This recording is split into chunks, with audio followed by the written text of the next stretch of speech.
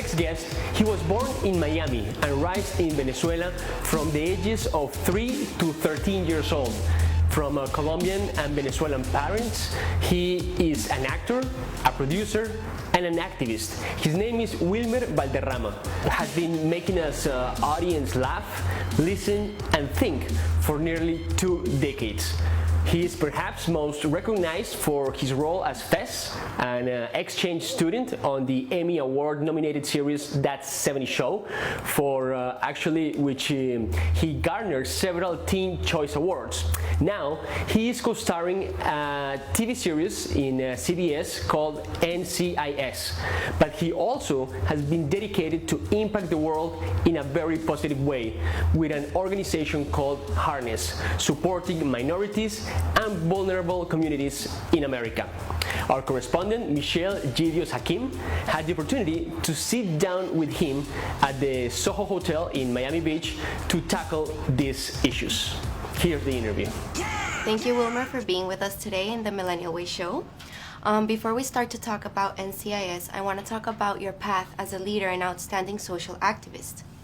I believe it all starts in 2005 with your film Fast Food Nation, and it brings us 13 years later until today with Hardness. How do you describe Hardness?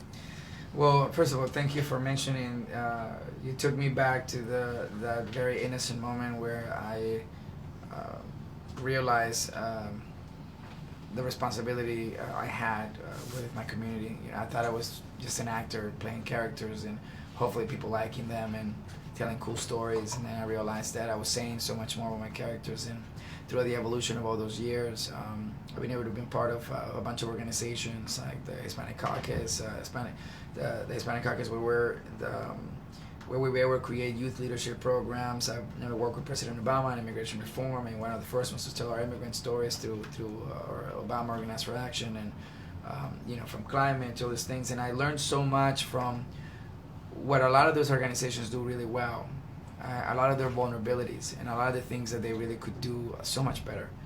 And when America Ferrera and Ryan Spears Williams and I created and founded Harness. Today we listen, today we relate.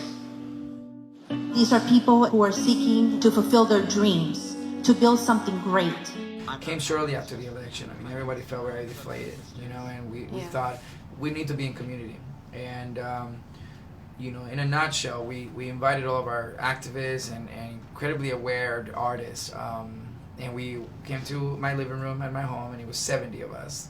Wow. We literally put out the call and to 20 people, and 70 showed up, and they just needed to be in community. And we started talking about all the different movements, and we had a lot of representatives from the LGB, from the Native American community, from the Muslim community and all that, and we started having conversations about their efforts and best practices. And we realized that we had weaknesses and strengths, and that their weaknesses could be our strength, and our weakness could be their strength, and that we could finish each other's sentences, we'd be a lot more effective out there. So we created a network for us to create, a conversation that we can bring to the people that tell the stories. So it has been so effective that you guys work with different communities and issues such as immigrants, human rights, mass incarceration, Islamophobia, amongst others. What worries you most about these communities today? That the scare tactics would tell them that they are alone and that they are weaker than they actually are. They make them feel like they're vulnerable, that they're so vulnerable that they have to go into hiding, and that they have to take I would say a better word than uneducated, the unexposed, who has an interesting definition for different minority groups.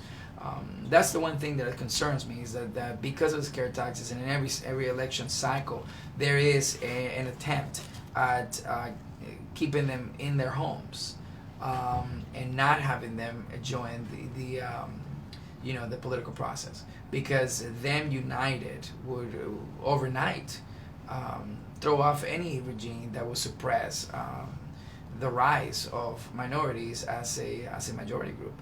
So I think it's an exciting time for us to talk to one another. If you're Muslim, if you're a person of color, if you're a person of any of any origin, and you can relate to the struggles of all different, cultures, this is the time when you talk to one another. If you're African American and you're Latino, you're fighting for the same thing. If you're LGBT and Black Lives Matters, you should be in the same conversation. Okay, Wilmer, para terminar, ¿cuál sería tu mensaje a esa nueva generación de líderes, no solo en Venezuela, pero también en Estados Unidos, para que no pierdan la esperanza en momentos difíciles? Que tengan la fortaleza y el bienestar mentalmente en saber de que cada generación tiene el idéntico momento que estamos viviendo. Cada generación, nuestros padres tuvieron, nuestros abuelos tuvieron. Cada generación tiene una depresión, cada generación tienen gobiernos que no los entienden, y cada generación tienen grupos que quieren, ¿verdad?, pues ofrecer lo que son como comunidad. Y pues que tengan las ganas de saber de que eso pasa como cualquier tormenta. Que es normal, claro. Que es normal, que cada generación va a tener un momento donde lo van a llamar a hacer algo más grande que ellos. Y tu responsabilidad es, ¿verdad?, contestar esa llamada. Perfecto. Muchísimas gracias por estar con nosotros hoy. Gracias. Today we reflect. Today we listen. Today we relate. These are people who are seeking to fulfill their dreams, to build something great. Thank you for watching this interview. If you like it, let us know. Tell us what you liked and why.